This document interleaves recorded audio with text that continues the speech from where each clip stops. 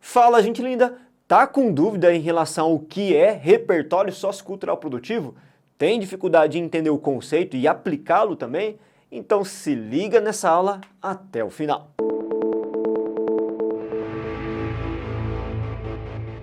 Fala, gente linda! Antes de começar a nossa aula propriamente, eu quero pedir aquele favor enorme para você de sempre. Curta, compartilha, ative o sininho de notificações e, claro, não se esqueça de inscrever no nosso canal aqui no YouTube. Assim você ajuda bastante a gente, estimula também a continuar o nosso trabalho durante um longo tempo, justamente para que você possa ter acesso a conhecimento e informação de qualidade aqui, beleza? Agora vamos para a aula e responder a nossa primeira pergunta. Afinal de contas, o que é repertório sociocultural? Galerinha, esse repertório sociocultural é todo e qualquer tipo de informação que você vai acumulando ao longo da sua vida. Seja de uma forma mais tradicional, de acordo com o ensino formal que você tem nas escolas, nas universidades, ou seja, esse conhecimento trazido também de cunho popular, de leituras paralelas que você vai fazendo ao longo também da sua vida, de acordo com os seus interesses. Então quer dizer o seguinte, que repertório sociocultural diz respeito muitas vezes às histórias, à formação e informação que as suas famílias, por exemplo, trazem para você. Assim como também é um conhecimento que é dotado de prerrogativas mais acadêmicas, mais técnicas, que a escola ministra nas aulas as mais diversas, beleza? Mas professor, conhecimento popular eu posso usar no exame vestibular? Cuidado, galerinha, quando a gente fala de repertório sociocultural produtivo, na redação é um pouco diferente, tá? A gente tem que trazer um repertório na redação que seja um pouco mais técnico, que seja um pouco mais acadêmico. Afinal de contas, vale lembrar que uma dissertação argumentativa tem como propósito provar alguma coisa a alguém, e essa coisa a ser provada, que é a nossa tese, precisa passar por um crivo mais técnico, mais científico, ou seja, que demanda um conhecimento um pouco mais específico em algumas áreas do saber, especificamente aquilo que você foi coletando ao longo do seu ensino médio, nas aulas de filosofia, sociologia, história, arte, literatura, entre diversas outras, beleza? E para isso, olha só o que o vestibular exige, que o repertório sociocultural seja produtivo, legitimado e também seja contextualizado ao tema. Pera aí, mas o que é tudo isso? Calma que eu vou mostrar para vocês. No primeiro ponto, vamos falar do repertório legitimado. Observa aqui embaixo. Quando a gente fala de legitimado, eu estou falando de uma informação que é comprovável, ok? Que tem comprovação. Se trata de um dado estatístico, qual o órgão gestor por fazer aquela pesquisa? Se é uma afirmação sociológica, qual o autor que foi responsável por aquele estudo especificamente? Então eu estou falando de uma informação comprovável. Toma cuidado com um mito, com uma lenda que o pessoal propaga bastante. Ah, eu vou usar um repertório mentiroso aqui e vou simular uma informação tirada de algum órgão gestor. Toma cuidado com isso, tá? Por quê? Porque hoje o corretor também tem acesso às mesmas plataformas que você tem quando está em casa estudando. Quer dizer, se eu quiser dar um doutor Google lá, uma pesquisada, eu acho informação. E ele pode comprovar que aquela informação é incoerente e inconsistente e não cabe na sua dissertação. Então, muita cautela em relação a isso, ok? Segundo ponto, o repertório ele tem que ser produtivo. O que é produtivo, professor? Produtivo tem a ver com uma situação em que aquele repertório ele foi utilizado de maneira a fortalecer realmente a sua tese, a sua afirmação, a sua argumentação. Olha aqui embaixo, você pode ver o conceito de produtivo para ter uma ideia um pouco mais clara. E por último, pessoal, o terceiro ponto é que esse repertório ele seja contextualizado ao tema. Quer dizer, ele tem que ser coerente. Eu sei que parece óbvio, mas o nosso repertório ele tem que obrigatoriamente e sistematicamente ser coerente com o tema abordado. Não pode fugir daquele aspecto, como vocês também podem observar aqui embaixo por esse tópico. Então toma cuidado com esses três aspectos: legitimado, produtivo e contextualizado de acordo com o tema. E para explicar tudo isso para você e deixar bem claro como funciona na prática essa questão do repertório sociocultural produtivo legitimado e contextualizado ao tema, eu trouxe um exemplozinho básico que a gente vai trabalhar na introdução e no desenvolvimento a partir do tema de redação de 2019, democratização do acesso ao cinema no Brasil, beleza? E eu trouxe também uma referência de repertório, que é justamente a nossa Constituição Federal de 88. Isso vai ajudar bastante, como vocês podem ver essa informaçãozinha aqui, para entender como funciona o procedimento de colocação de repertório.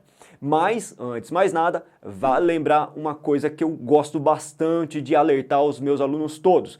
Galerinha, vocês têm treinado para redação? Vocês têm feito a redação semanal, rotineira e mantido esses treinos todos? Isso é muito importante, gente. E se caso você não tenha um professor, uma escola, uma instituição que faça esse feedback, faça a correção e acompanhamento para você, lembra sempre de acessar a Corrija-me. A nossa plataforma conta com um grande grupo de corretores e uma equipe pedagógica que avalia justamente a sua redação de maneira personalizada, profissional e que vai, com certeza, fazer com que você melhore exponencialmente a produção textual. Então acesse lá e se inscreva gratuitamente www.corrijame.com.br. Continuando agora, trabalhando com esse repertório que eu acabei de citar, tendo em vista a nossa introdução e o tema de redação, eu trouxe para você uma introduçãozinha. Editor, sobe para minha introdução aí.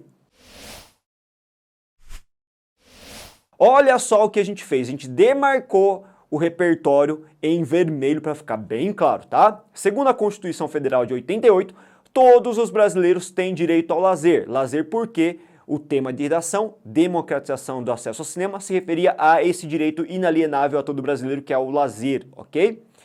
No entanto, infelizmente, tal conjuntura está longe de sua concretização ao se tratar da inacessibilidade às salas de cinema pelos mais pobres. Vocês podem perceber que o repertório por si só, ele é legitimado porque advém da Constituição, mas ele vai só se tornar produtivo e contextualizado ao tema a partir do segundo período em que eu associo essa questão do direito ao lazer ao fato de muitos ainda não terem acesso ao cinema, às salas de cinema.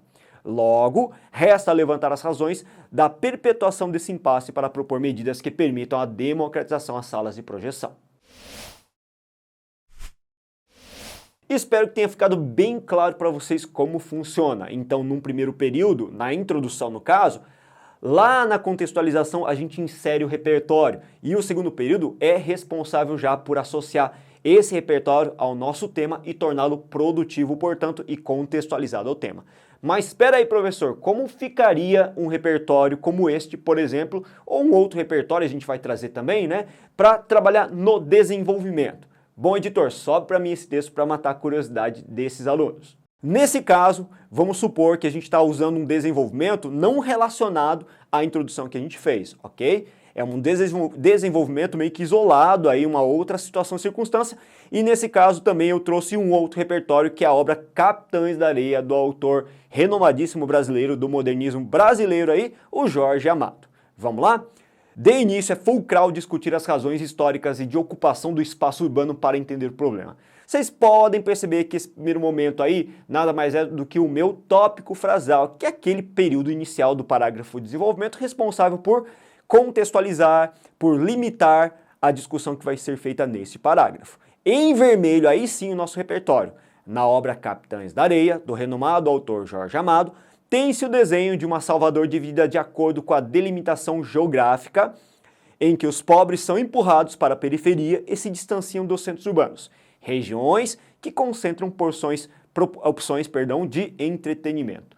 Veja o que a gente fez, a gente mencionou um repertório, colocamos o nome da obra, colocamos o autor, ou seja, a gente legitimou esse repertório, ele é verdadeiro. E nesse contexto também falamos um pouquinho do conteúdo dessa obra, que fala justamente sobre menores abandonados e carentes que são empurrados à margem do sistema e não têm acesso em nenhum momento aos benefícios do lazer promovidos justamente por essa concentração de opções de lazer que estão no centro e não na periferia. Qual a relação desse repertório com o meu tema? É essa minha responsabilidade no período posterior, embaixo. Esse fenômeno é visto mais nitidamente nas grandes cidades em que locais de lazer, incluindo as salas de cinema, ficam longe da população mais carente, a qual enxerga o distanciamento como um meio de exclusão. Nesse sentido, a ocupação histórica dos espaços é nitidamente estipulada a partir de uma estrutura de segregação. Perceberam nesse terceiro período? Esse terceiro período relaciona o fenômeno do livro à situação problemática longe da ficção, ou seja, na realidade brasileira. Isso quer tornar o repertório produtivo e contextualizado ao tema. Gente linda, espero que vocês tenham entendido o processo de construção do repertório na introdução e no desenvolvimento. E também, claro, compreendido a dimensão da importância desse repertório na sua redação, seja ela qual for, tendo em vista uma dissertação argumentativa. Pode ser que você faça VUNESP, pode ser que você faça FUVEST, Unicamp. Se for texto dissertativo argumentativo, você tem que usar sim repertório para validar a sua tese. Valeu, gente linda, espero que vocês tenham gostado da nossa aula e não se esqueça novamente de curtir, compartilhar e dar aquela força para o nosso canal crescer cada vez mais. Até a próxima aula.